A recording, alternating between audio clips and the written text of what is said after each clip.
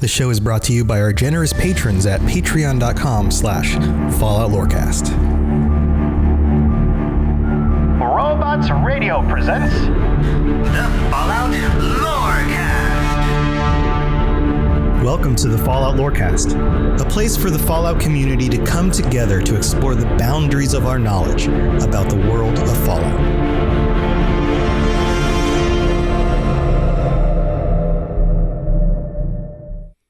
I want to take you guys back to a time 9 years ago where there's a post on Reddit, and I love digging into these old Reddit posts because they're like these little time capsules. This is a post on Reddit from 9 years ago. 9 years ago. And it says, Mothership Zeta non-canon ? Okay, now I'm going to read this out to you because this gets to the heart of the topic of today's episode. One thing that I have seen pop up in a couple threads here is that Mothership Zeta isn't really canon. It's interesting to think about. What implications does Zeta have by being considered canon? I'm thinking practically none. The entire plot to Zeta takes place independent of Fallout 3. Except for a very few small interjections. And that's where things can get complicated. And the post goes on and starts a conversation. The most upvoted, upduted, up-thumbed, up-liked response to this is simply, bad canon? Yes. Non-canon? Unfortunately not. This conversation goes on from that point. And my point in this is that from almost a decade ago, with the expansion of Fallout 3, and Mothership Zeta even 9 years ago wasn't new, but people were still debating it. There was the question in the community about aliens in the Fallout games, and are they canon, or was this just Bethesda adding wackiness into the world that was unnecessary? Because Fallout should be gritty, and Fallout should be post-apocalyptic, and all the scary, mean stuff, and none of the wacky sci-fi B-movie stuff from the 50s and 60s. That stuff should be toned down. And in order to have the game the way we want it and the way it should have been from the beginning, then we can't have a Mothership Zeta and we can't have aliens. And this is part of the mindset of the community, or at least crops up here and there. And I'm just pointing this out because we are on the verge of a new expansion to Fallout 76, an expansion that is going to take us into a new seasonal event, Invaders from Beyond.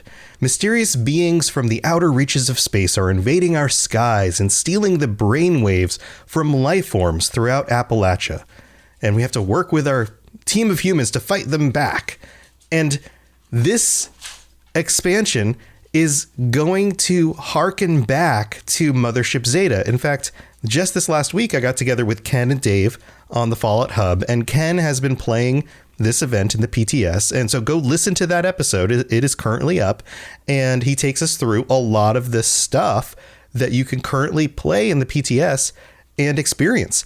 You can get to see the Zetans, the motherships, the different events. You get to actually interact with some of the individual characters, the references in the world, the connections to real world lore, all of these things that are pulled together for this Fallout 76 expansion to the game. And the question then becomes, what does this have to do with Fallout? Is this actually tied to the core original lore of the game? And there are people who are going to be responding, well, no, they've taken it too far again. They're going to the weird and wacky stuff too far. Fallout New Vegas had the option. You could turn on weird and wacky, but you don't have to. You could turn it off and leave it off. all of that, right? So that's today's episode. I'm going to go into what we know about the aliens. And I know I've talked about aliens before, but I want to put down for the record where aliens have shown up in the previous games from the beginning in order to map out where they actually are established in the lore and how involved they actually are, not through speculation, but through actual events in the games up to this point, so that I can show you guys that, in fact, they are a solid part of the games from the beginning. So that's my goal. So let's go back to Fallout 1, because the aliens show up in Fallout 1. And they don't show up in a, hey, you can go talk to them, you can get on their mothership and fight them. Nothing like that. But there is a downed spacecraft. This is something that occurs in, I believe, all of the mainline Fallout games. Fallout 1, Fallout 2, Fallout 3, and Fallout 4 all have a downed spacecraft that you can find in the game. This is an Easter egg. It was always considered an Easter egg, or at least that's what the community thought of it. Oh, there's a downed spacecraft. This is a kind of a throwback to 1950s, 1960s B movies. Isn't that weird? Why would there be a spacecraft here? It's just something the devs put in as just kind of this weird thing you come across. It must be just a fun little surprise. Nothing else. Well, it's not just a fun little surprise. It's not just, hey, somebody just wanted to model out a spacecraft and just stick it in the corner of a map, because wouldn't that be funny? Because it actually goes a little bit deeper than that. In Fallout 1, the master, the main villain in the game, has imprisoned psychers, these individuals who are called psychers, and they wear psychic nullifiers. These psychic nullifiers, the description mentions that they are made from a strange technology that may be of alien origin. This is in the lore. And if we go into this a little bit more, there's actually a scribe in the Brotherhood who says, and has a line, "I've seen an alien spaceship before." Also, on a computer from the She, you can read this line: "The subject on which we have hoped to establish a series of meaningful experiments has disappeared, presumed either destroyed or stolen by the hubologists. Further inquiries have proven fruitless.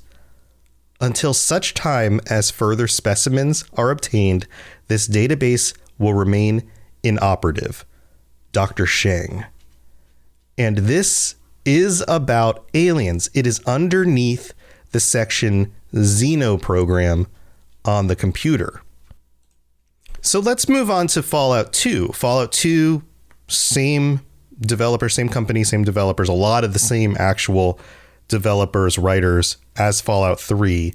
And now we have Skynet. And I haven't talked too much about Skynet on this show before, but it is a AI project. It's labeled AI Project 59234. It's a military artificial intelligence developed before the Great War to assist with the research projects undertaken in the Sierra Army Depot, particularly the development of a cybernetic brain.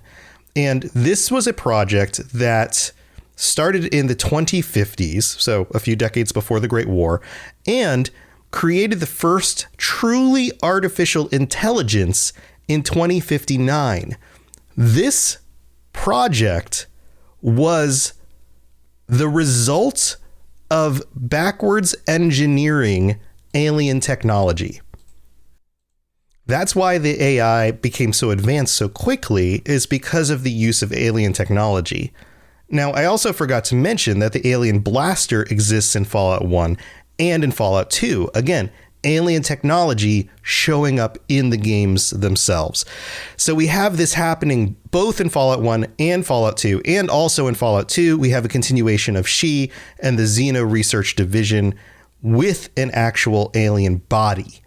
These things happen in Fallout 1 and Fallout 2. So anybody who is going to be saying aliens are a ridiculous thing, they shouldn't be added to these games, or at least they should be added minimally, they don't tie into the core lore of the games, they're missing out on some of these core details. These are pieces of the puzzle that have been added in from the very beginning. Now, if we go back to some of the very, very early episodes of the show, there is some speculation about the whole, like, did aliens drop the bombs and all of that stuff. That is all very speculative. But this information here is pretty hard and fast. Aliens have been around. There are crashed spaceships.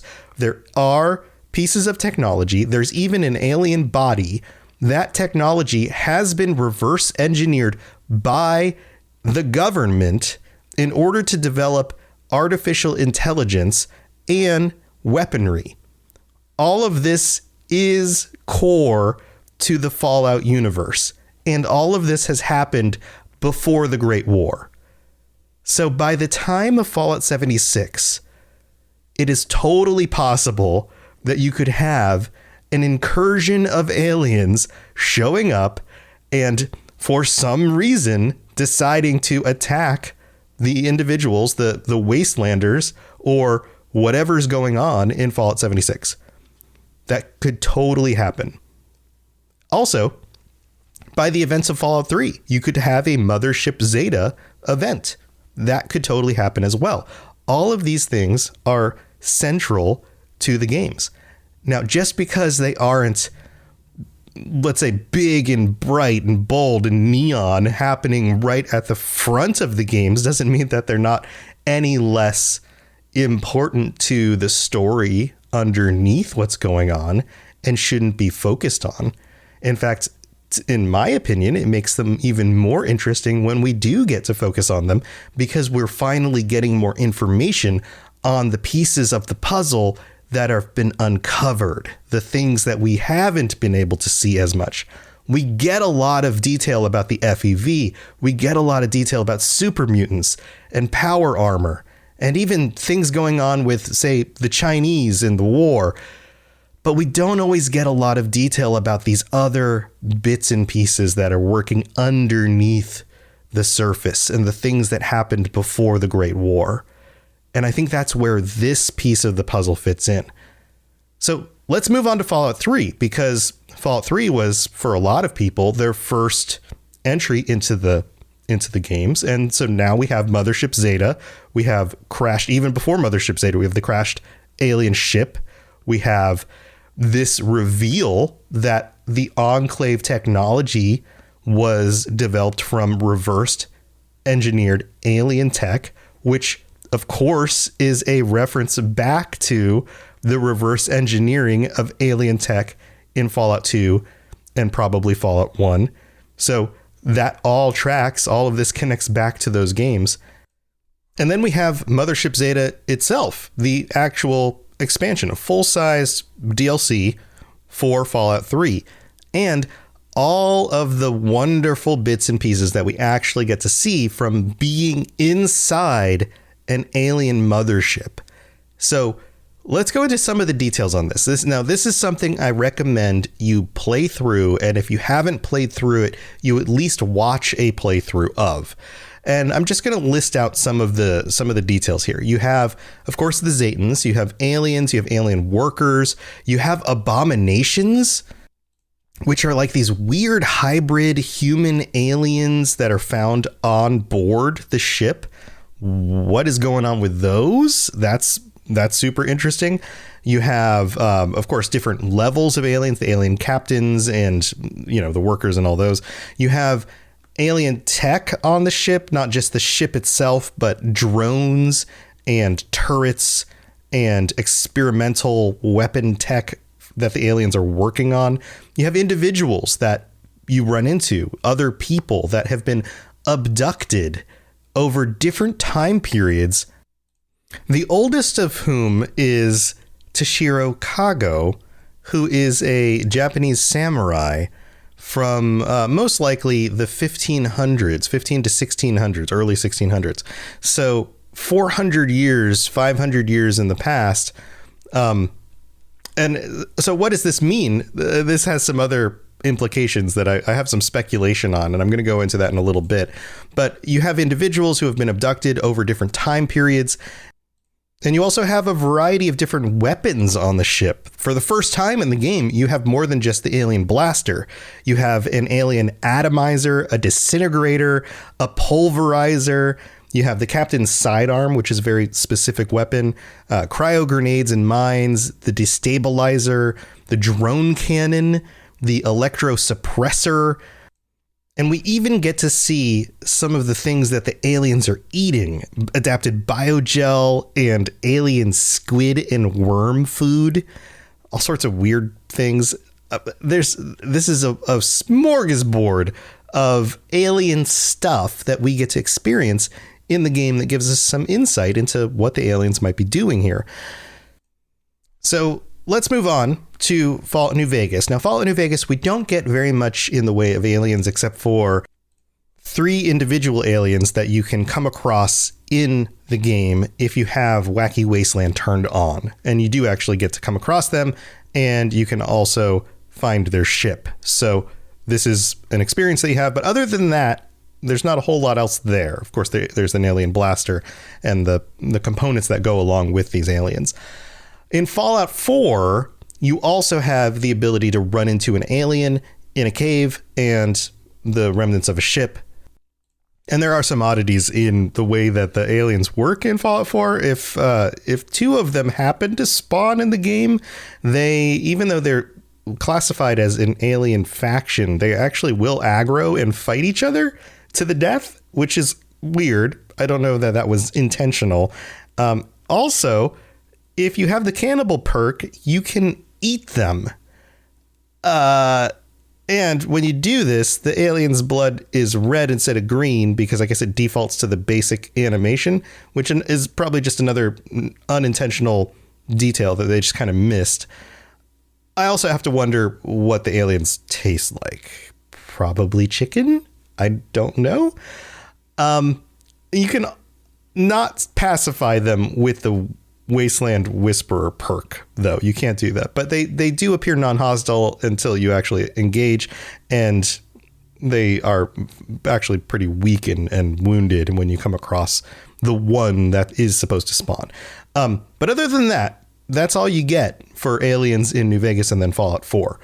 But I do have some theories about the aliens, and I'm going to go into that when I get back from the break, because I got to thank our patrons. So stay tuned, because I've got some thoughts.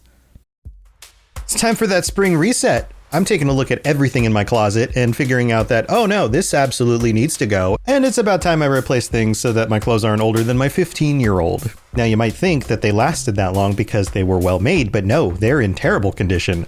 Unlike the new jeans I just got from Quince. Jeans have always been my personal go-to because you can kind of wear them for lots of different things, but maybe they're not your thing. Maybe you're looking for, 100% European linen with insanely soft flow knit activewear fabric. It's definitely getting warmer, and their flow knit activewear is moisture wicking, anti-odor, and soft enough that you'll actually want to wear it every day.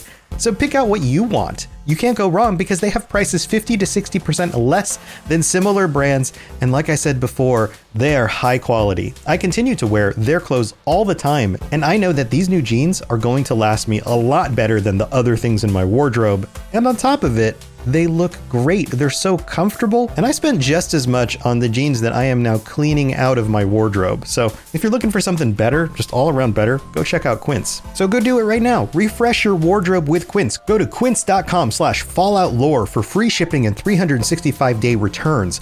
Now available in Canada too. Go to quince.com/falloutlore for free shipping and 365-day returns. Quince.com/falloutlore. Hello there, old chap. Good to see another of General Atomic's finest, still eager to serve. All right, so here we are in the middle of the show. I'll try to make this as quick as I can. Thank you to Stephen B., our newest patron. welcome on board. Tier 4 patron too. So that's just a reminder. We're coming up on the end of the month. This normally would be the end of the month this last week. I have to apologize. I'm a little bit behind. I apologize if I didn't get as many episodes out this month as I planned to. I came down with a bad cold. Most likely it was COVID. I didn't get tested though, because I figured, you know what? I'm just going to quarantine in my house anyway. I'm not going to see anyone. I'm double vaccinated and boosted. So I've been very careful about going around others without a mask and all that stuff anyway, but it looks like I caught something and I've been catching up with all the work that's going on. So I'm happy to be able to get this episode out to you guys. And so we've pushed back the patron episode to next Tuesday, or this coming Tuesday, which is normally when we do it, Tuesday night on the 1st. So just past the end of the month. So if you are a tier 4 or higher patron, then join us on the 1st, on this coming Tuesday. We will be having our patron episode. We'll be chatting about what we're going to chat about on the Discord. So throw out some ideas. We will be talking. And also big thank you to everybody who helps to support this show. All 51 of the patrons. You guys are amazing. And I can't tell you how much I appreciate your support.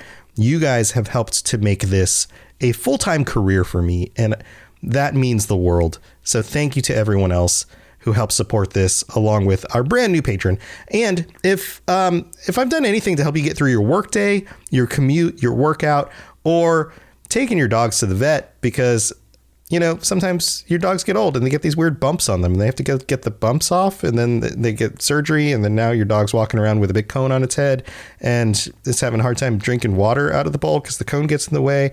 And then now you got to baby your dog all the time. Yeah, it's a whole thing. But if that's happened to you, then go to patreon.com/Fallout Lorecast. Check out the different tiers.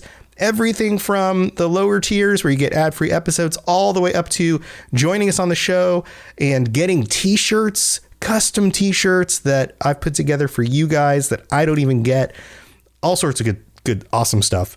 Go check it out. I would really appreciate your support. Also, another wonderful way to support the show is with ratings and reviews. And this happens on Apple Podcasts and now on Spotify.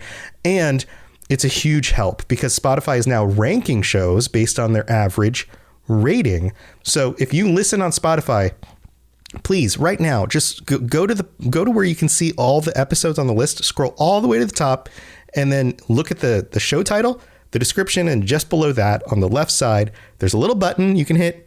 Drop us a little 5-star review. That would be amazing. It really, really does help. I would really appreciate it.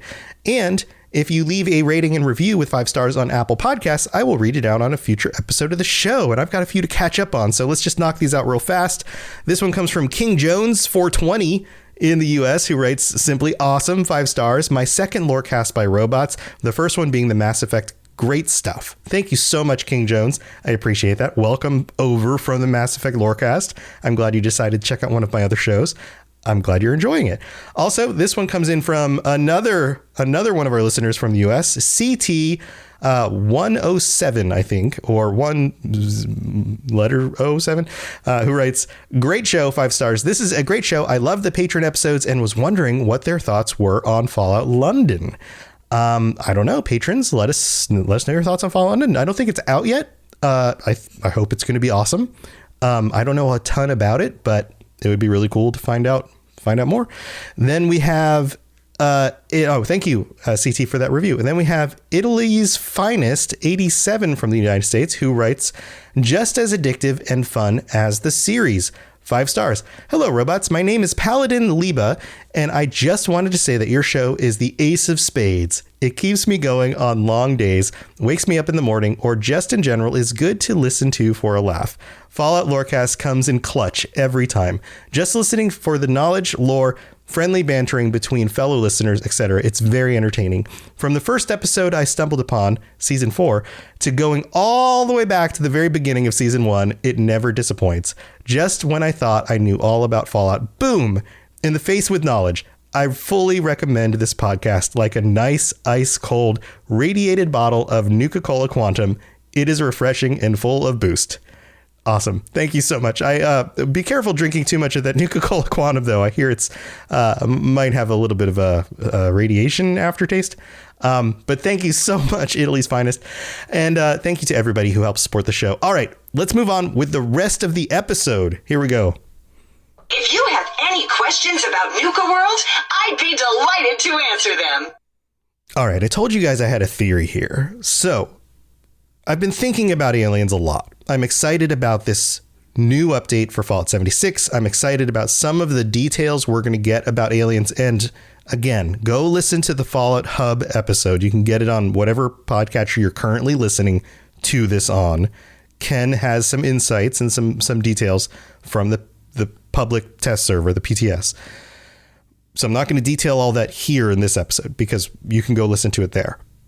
But I've been thinking about this, the aliens and what's going on with them. Specifically, some thoughts occurred to me about Mothership Zeta, right? So in Mothership Zeta, you help free these other individuals who have been abducted, and they all come from different locations across Earth and from different time periods.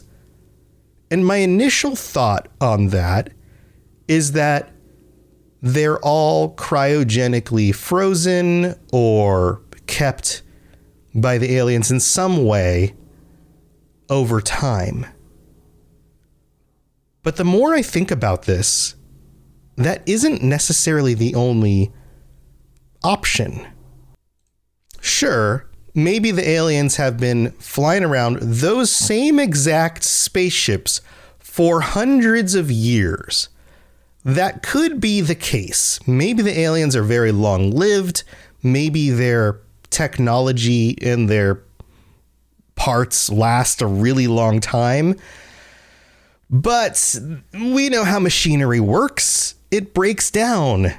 You don't have craft and machinery that lasts for 400, 500, 600 years constantly. That's not normal. That doesn't seem likely, especially something that's going to be flying around in space. That, why would you keep somebody around and keep moving them from one ship to another cryogenically frozen and studying for that long a period of time? So here's another thought. And maybe your gears are turning on this too.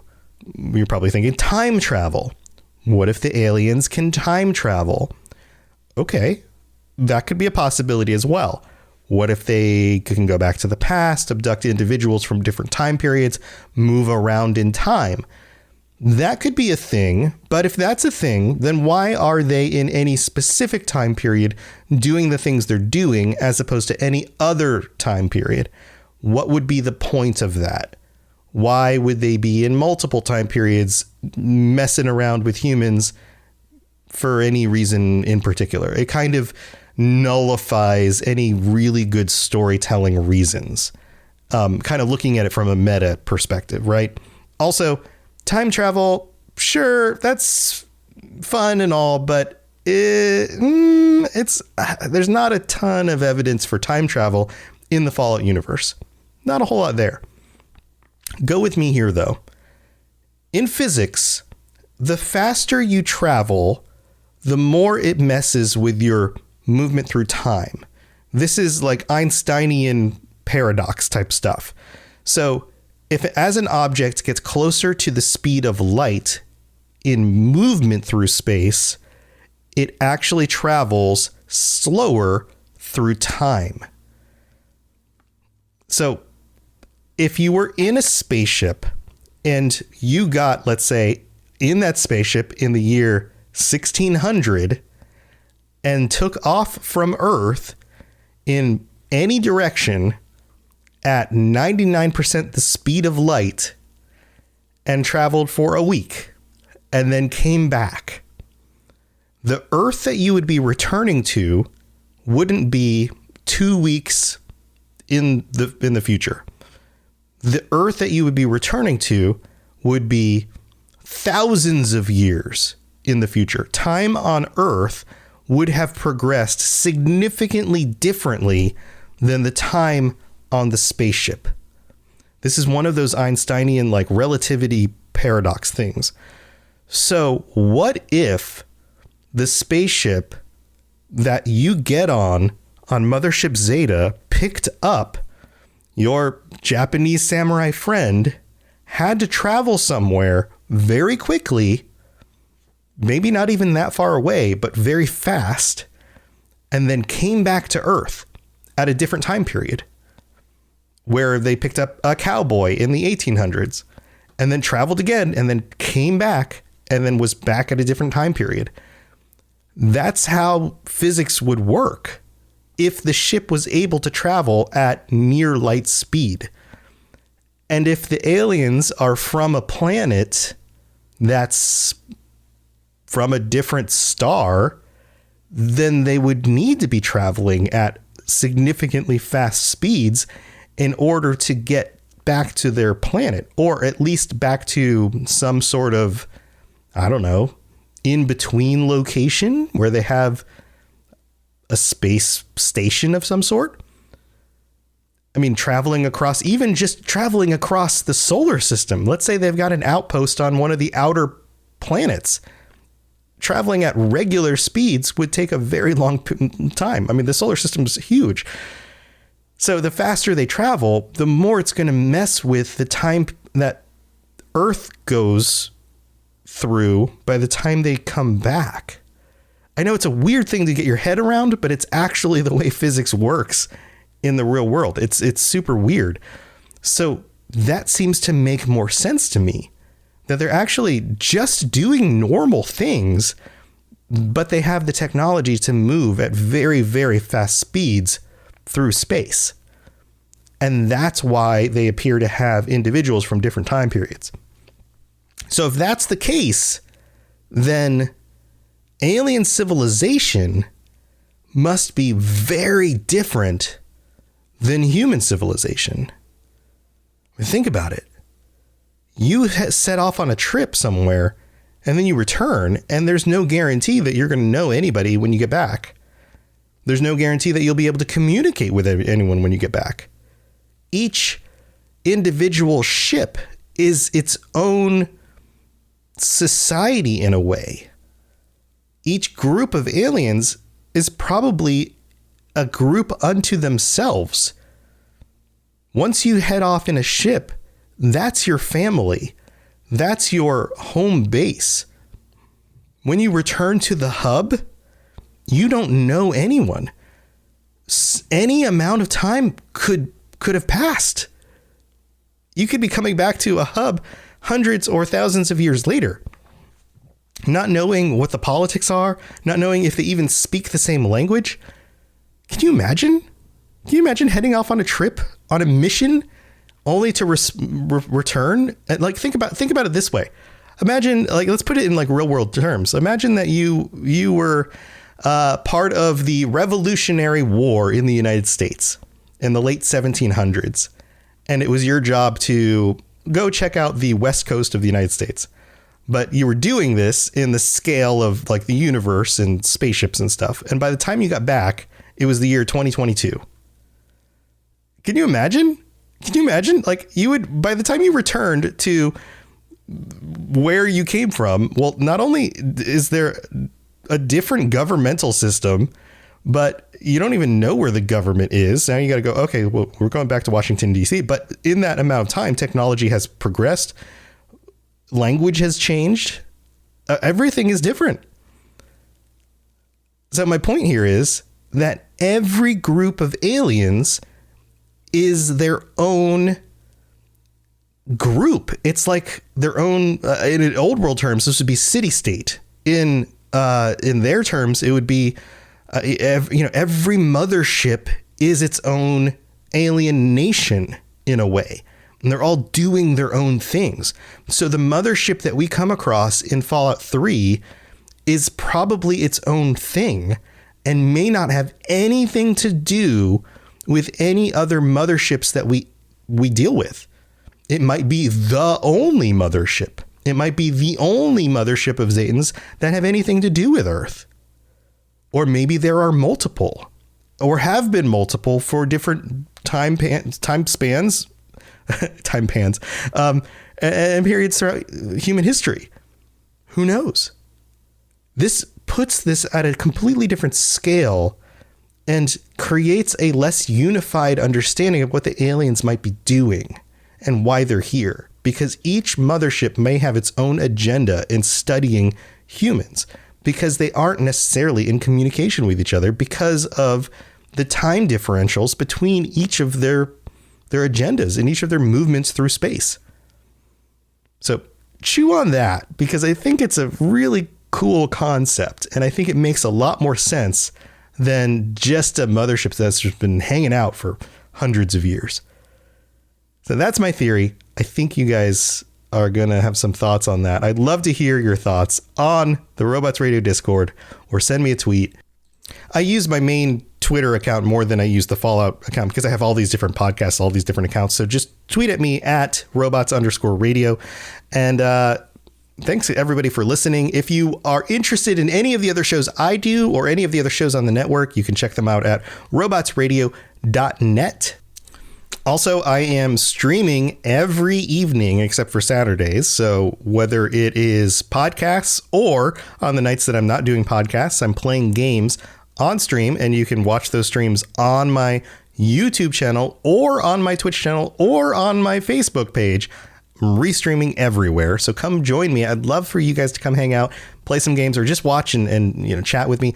Also, I polled the community. I wanted to create something that we could have as kind of a world game where we could have persistent stuff going on.